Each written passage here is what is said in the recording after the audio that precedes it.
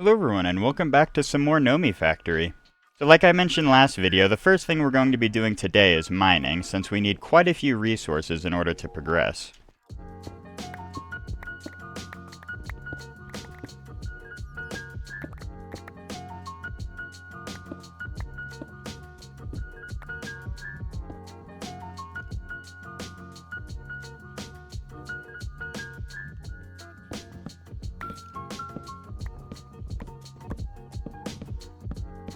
After mining for several hours, we finally returned from the mining expedition. While traveling in the third episode, we found the Ender and the Staff of Traveling.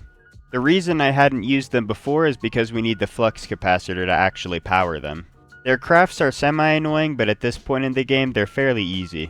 The reason why the Staff of Traveling is such an important milestone is because it allows you to travel great distances with minimal effort. Back to the mining front of things, we've gotten quite a few resources prepared for the day.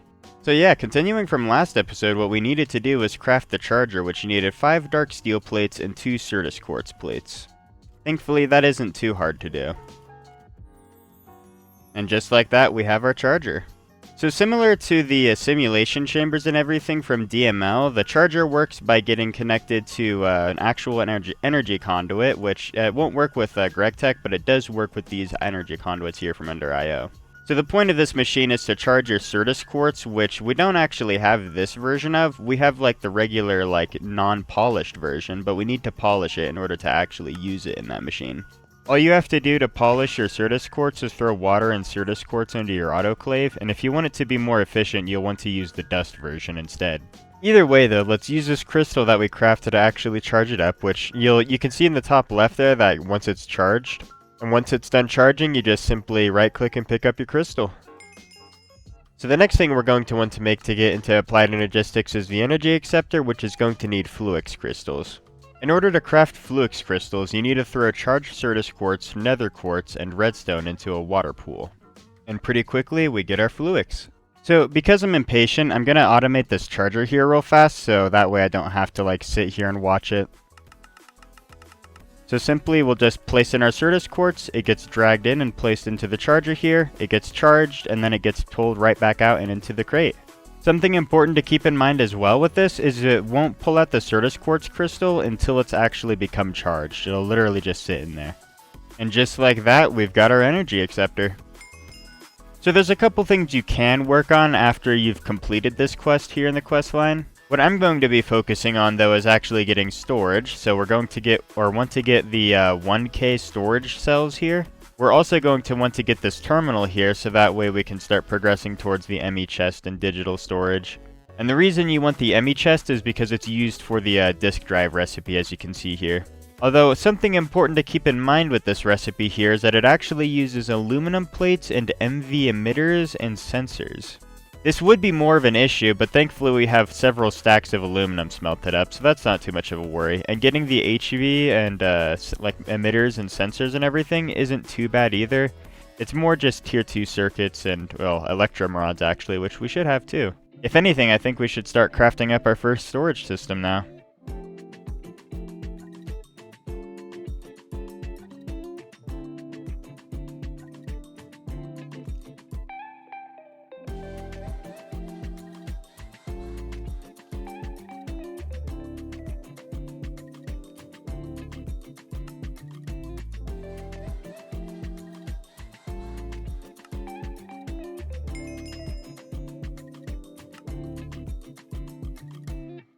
And so we finally have digital storage crafted. Something I'd like to point out as well is that we pretty much got every single quest in this area completed. There is of course more to do in Applied Energistics too, but for now we've got what we can. Something to keep in mind with this crystal growth chamber, by the way, is that it won't accept any energy from Ender IO. You have to use the energy acceptor from Applied Energistics 2 for it to actually work. So how digital storage works is instead of having to use all of these storage crates to store things, we'll use a disk drive instead. You have 8 slots for disks, which can vary in size. The disks that we're going to be starting out with are 1K ME storage cells, but you can get up to 64K storage cells later on, which gives you a lot more storage space. The important thing to keep in mind though with storage cells is that you'll see it has 0 of 63 types. even though you can store thousands of items inside of those cells, you can only store up to 63 types of items. That distinction is important because it means that 1K cells can be somewhat helpful because they can get a lot of types like taken up, and then if you want to have like thousands of cobblestone in one drawer, you can, instead of like in a drawer, you can have it in a cell. I'd recommend that you just stick to drawers though. You get a way to interface with them later on, so there's no real point to switching away. So once you've placed the storage cells inside of your ME drive, you can't actually access them just like this. Firstly, you need to actually have it hooked up to like a terminal so that way you can actually see inside of your storage system here. And secondly, it actually needs to be powered. That's why all of these are blacked out. It's because it doesn't have power. I'm pretty poor, so I'm just going to move the demonstration over here so I can actually show you. As you can see, once you've actually got it connected up to a power source, it actually glows green to show you that it's actually working. Make sure you keep an eye on these colors though, because if it goes to yellow, that means the disk is starting to fill up, and if it's red, that means the disk is full. But now that we have it hooked up to power, you can just simply hook up the terminal like this, and now you can actually access your system and put like items inside of it. Of course, I'm not going to actually leave it right here. I would much rather have it somewhere like good. So I think what I'm going to do is just rearrange my work table setup here because I want to have like the terminal like in the center right about here.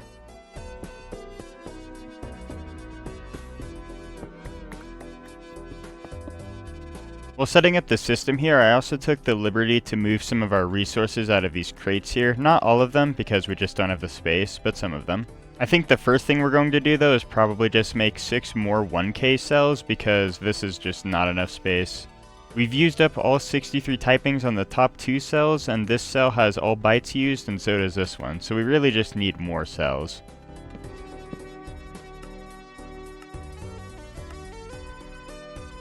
So now that we've got all of these cells placed in the drive, I think what I want to do is get all of the things moved over from storage into there. But before I do that, I want to quickly go over the quest line, because as you can see here in the beginning, we've pretty much finished everything we really need to do.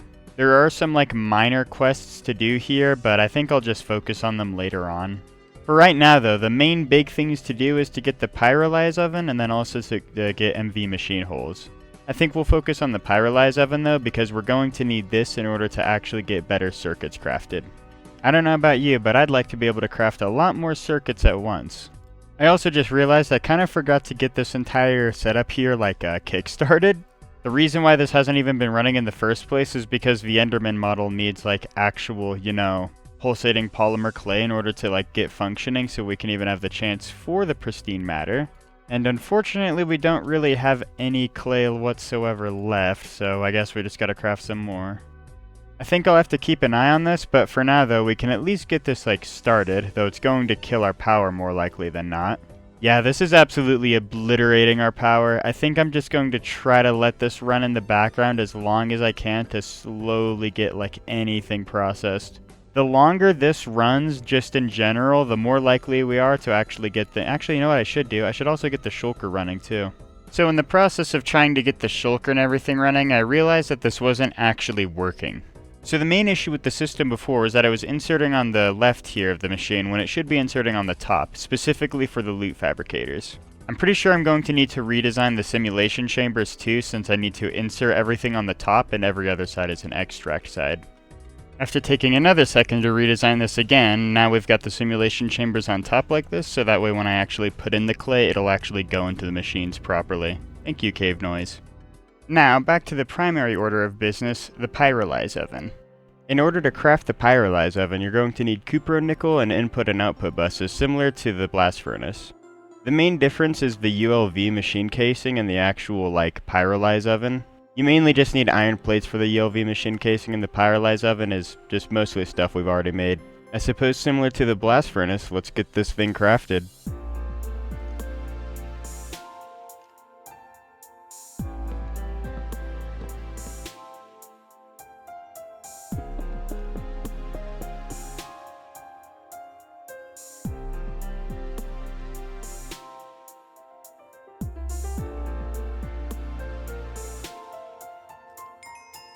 So while crafting for the pyrolyze oven, I realized that work tables are great because this terminal sucks. Crafting the intermediate components was just way too annoying without these. And before I build the pyrolyze oven, I'd like to point out that this setup doesn't work yet again And that's because of this chemical reactor up here, because this recipe isn't an LV recipe, it's actually an MV recipe since it uses 100 EU a tick. I'm just going to pretend like that isn't there for now and we'll fix that later. Just like the rest of the line of LV, we're going to be placing the pyrolyze oven right about here. So the important thing to remember when building this is that it's pretty much just like a sideways blast furnace. In order to power the oven, we'll place our hatch here so that way we don't have to extend the wire even further. Considering how we're going to need steam for this, I'm actually going to be placing my fluid input hatch on the back here, just so that way when we get our steam inputted, it's easier. And I say that mainly because we're going to be using a fluid heater like here soon. We'll have that hooked up to the back here, and then it'll provide the pyrolyze oven with steam. Now to finish up the build, we'll place our machine block here, and we'll have our input and output bus just like right here so it's easy to reach. And then we'll also have our fluid output bus on the front here, just so that way when we want to get our phenol, it's not nearly as much of an issue. I mean, it's not like it'll be the worst thing in the world to come back here to get it, but it takes like 2 more steps and you see that's annoying. Something I just remembered as well is that the machine block actually has to be in the center of the... Yeah, it has to be right there. You can't place it on the bottom.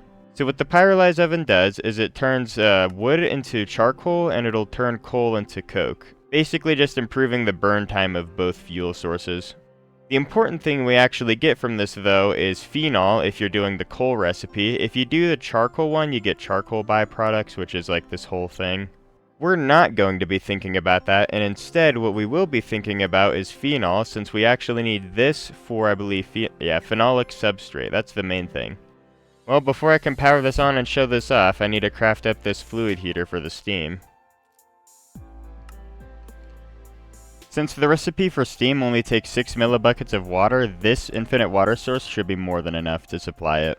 So we'll simply just place our fluid heater here, we'll have our infinite water source here, and then we'll just have it automatically extract into the back here. If I could, I think it already does that, right. The last thing we have to do is actually convert this circuit into an integrated circuit, so that way we can actually have this create the steam, and it needs to be on a configuration of 1. Now you should actually produce steam. Yeah, now when we actually use this, or as soon as we put actual coal into this, it'll actually start processing.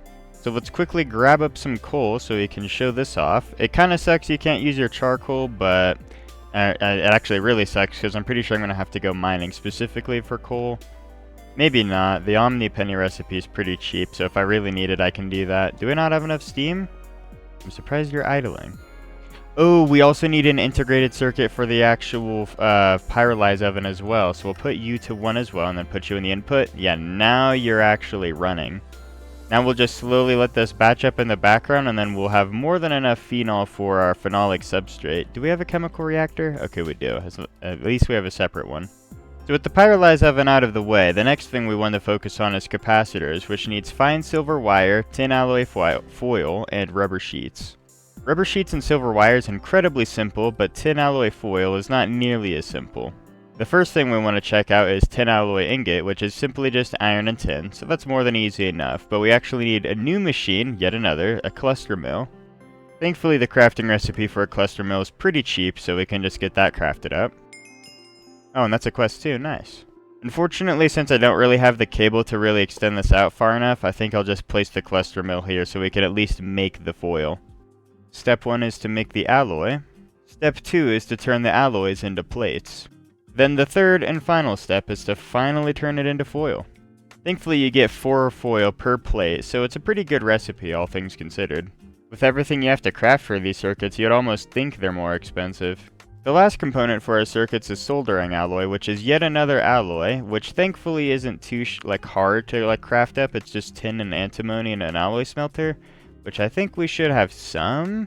Yeah, we have 2 stacks at least. Not a great amount, but we have literally over 1,000 tin, so it doesn't really matter. Having all of the components for the circuits is great, but we actually need the machine in order to craft the circuits. So this is where those robot arms finally come into play, same with the conveyor modules, and we're going to need 2 of those, as well as tier 2 circuits. We should have some robot arms. We have literally 1, and then probably 1 conveyor module, knowing my luck. Yeah, I didn't really make many. Thankfully, their recipes aren't like the worst thing in the world. I just gotta craft up some more motors, it seems.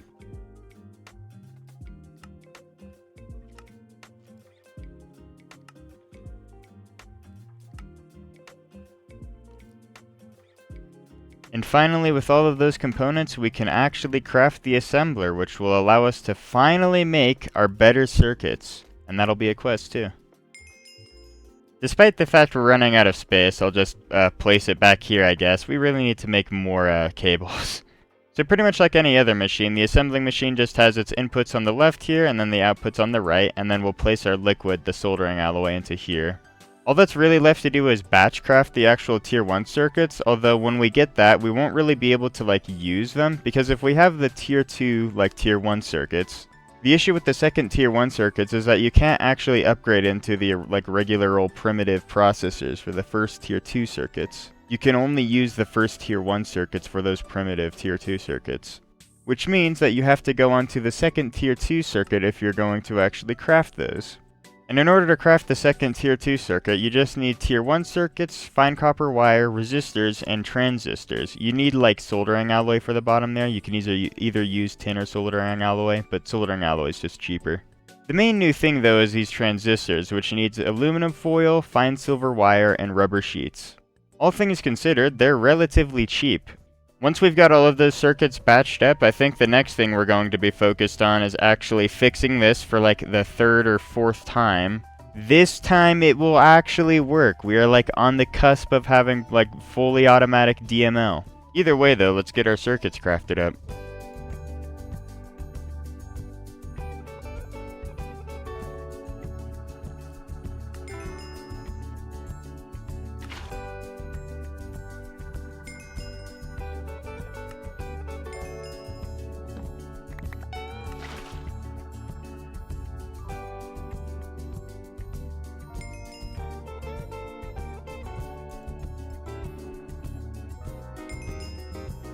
So after like half an hour of crafting, we have pretty much like a stack of tier 1 circuits and 15 tier 2 circuits.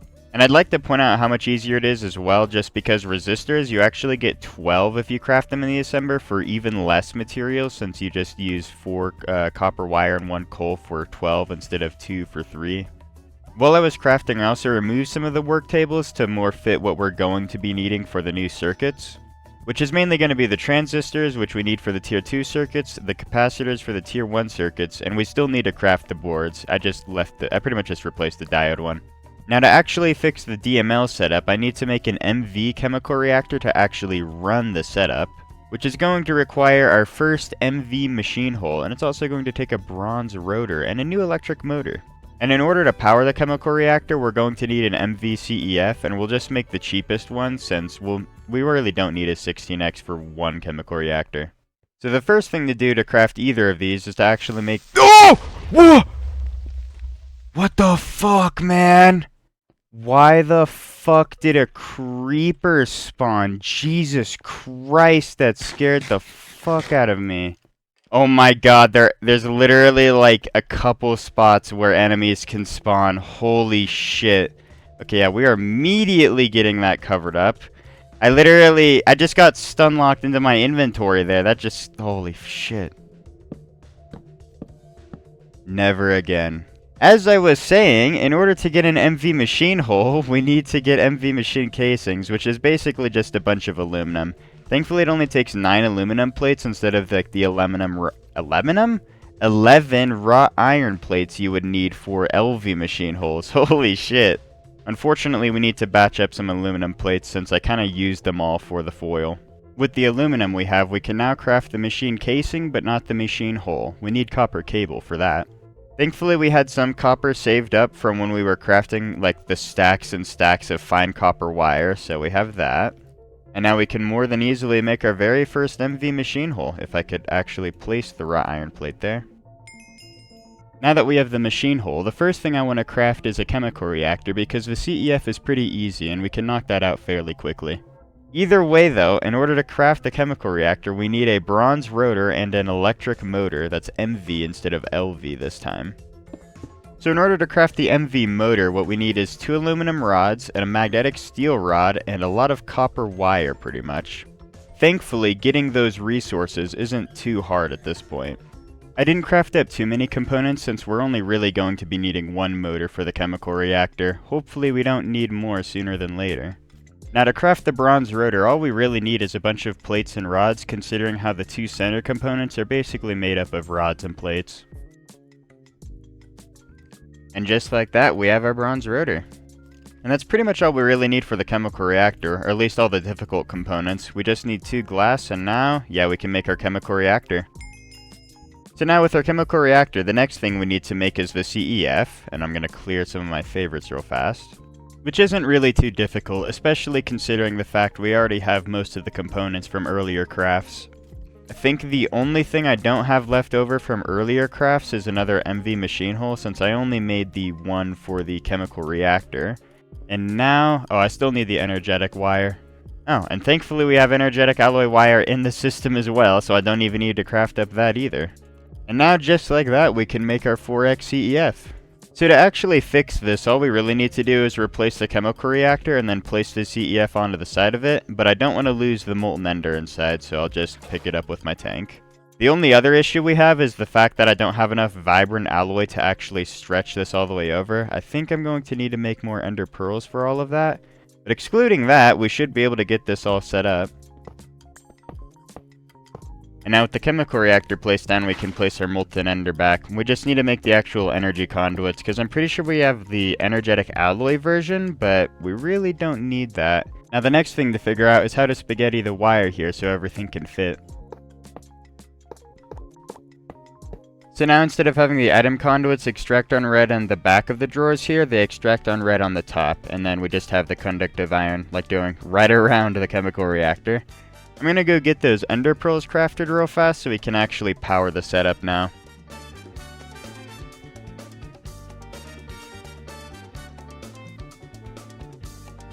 We don't have much vibrant alloy, but we can at least get a couple of the conduits crafted up at this point. Yeah, 15 should be more than enough to get this extended out.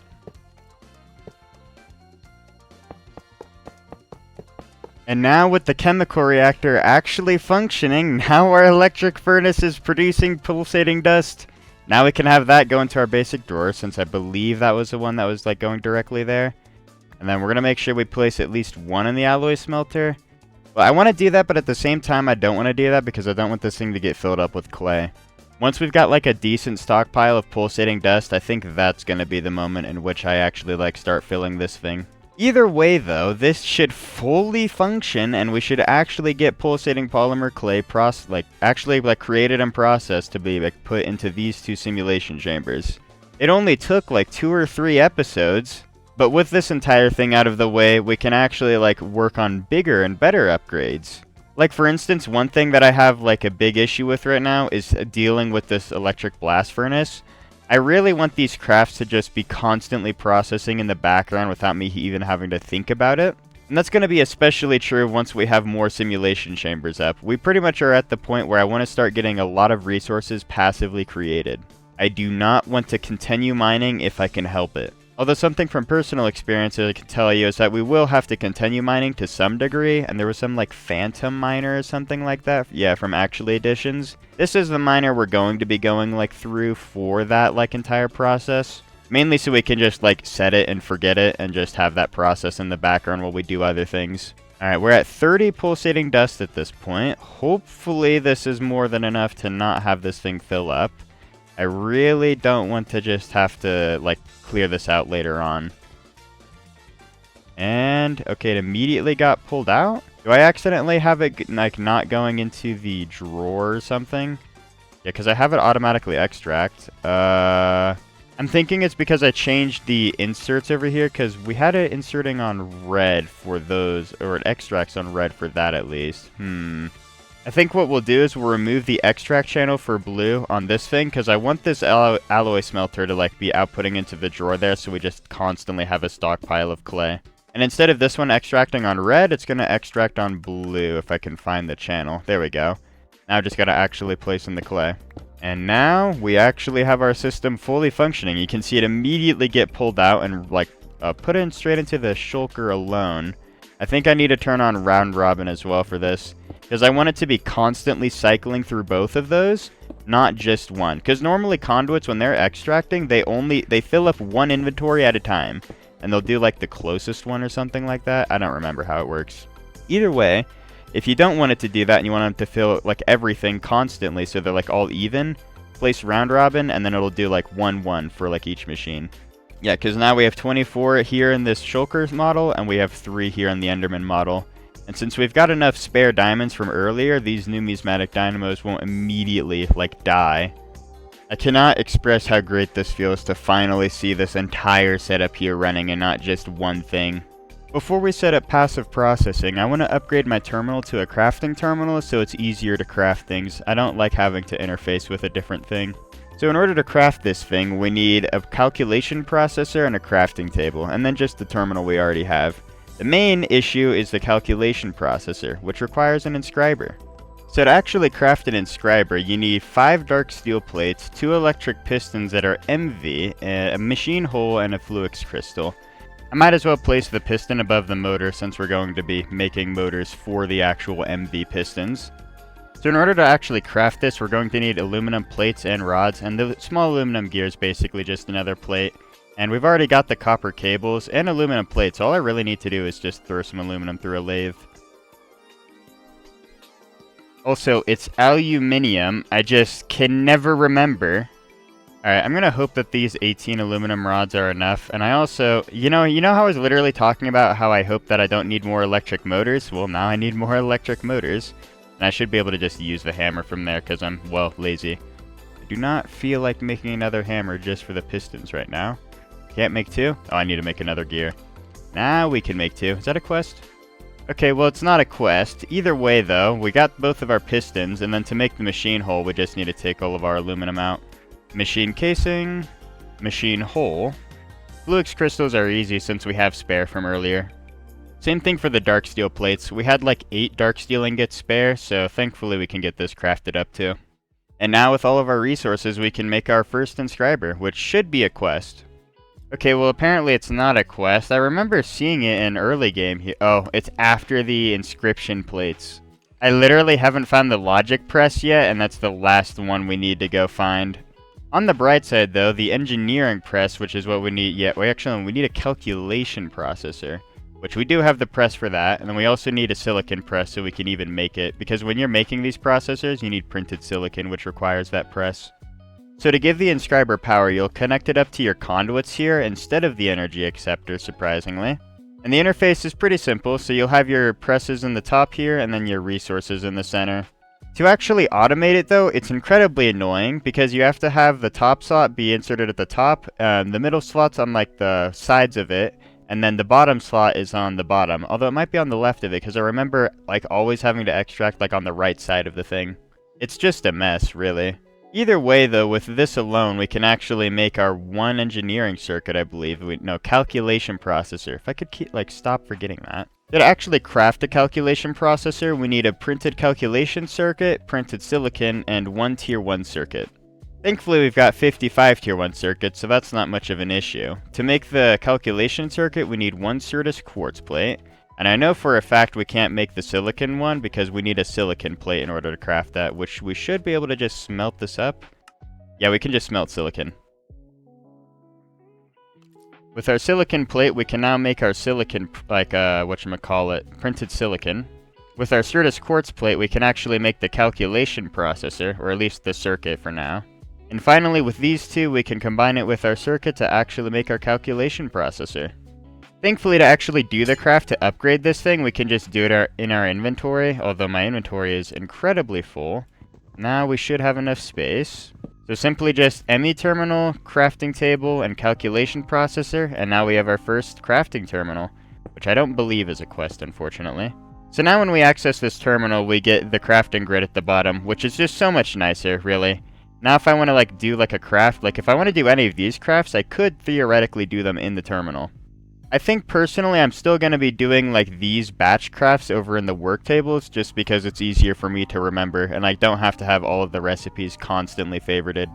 We've made some pretty good progress today, but I think that's going to be the wrapping up point for now. What we really need to do in order to progress is basically start making silicon boules so we can start getting towards our first tier 3 circuits here in the quest line. Because once we've got that, it basically opens up the gate for a lot more things, like the distillation tower, MV assembling machine for better circuits, the multi-smelter so we can smelt a shit ton We also just need to start up MV in general so we can actually start progressing through here. And not only that, but here's the actually addition stuff that I was talking about with the Phantom Booster. If we're lucky, I would like to try to get started with auto-crafting next episode so we don't have to continuously use these work tables. I really want to swap away from these.